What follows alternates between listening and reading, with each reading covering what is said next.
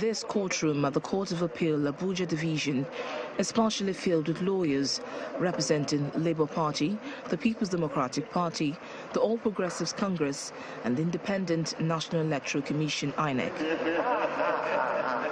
At the commencement of the day's proceedings, counsel to Mr. Peter Obi, Mr. Onyechi Ikpeazu, praised the court to allow them conduct a physical inspection of all the BVAS machines that were used for the conduct of the presidential election to ensure that the evidence is preserved before the BVAS are reconfigured by INEC.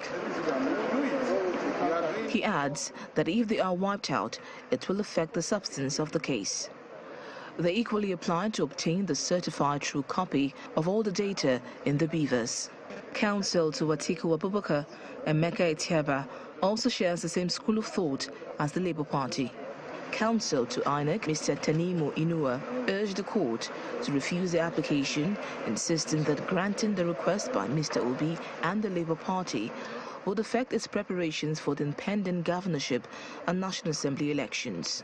He told the court that about 176,000 beavers were deployed to polling units during the presidential election, and each polling unit has its own particular beavers machine which they need to configure for the forthcoming elections. He says it will be very difficult to reconfigure the machine ahead of the governorship and state assembly elections within the period.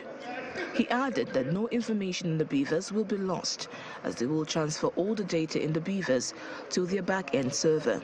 He insists they need the beavers configured, and granting the application of Labour Party and the PDP, it will mar the process and may delay the conduct of the elections. What they are actually seeking to do is to wipe out that vital physical evidence, which is the most reliable evidence of accreditation data. And if that is wiped out, then all the petitions will be in jeopardy. Is INEC waking up today to know that they need the BVAS machine flushed in their language so that they will reconfigure it?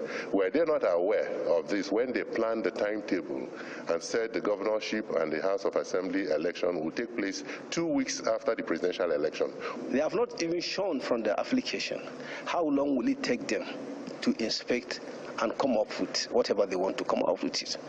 So you could see that, I don't know the intention, but we have a constitutional responsibility that is to conduct the governorship and state houses of assembly election, or else will run into constitutional crisis. The president-elect, Senator Bola Tinubu, is also seeking an order to access sensitive materials used by INEC to enable him prepare his defense against petitions that will seek to nullify his election.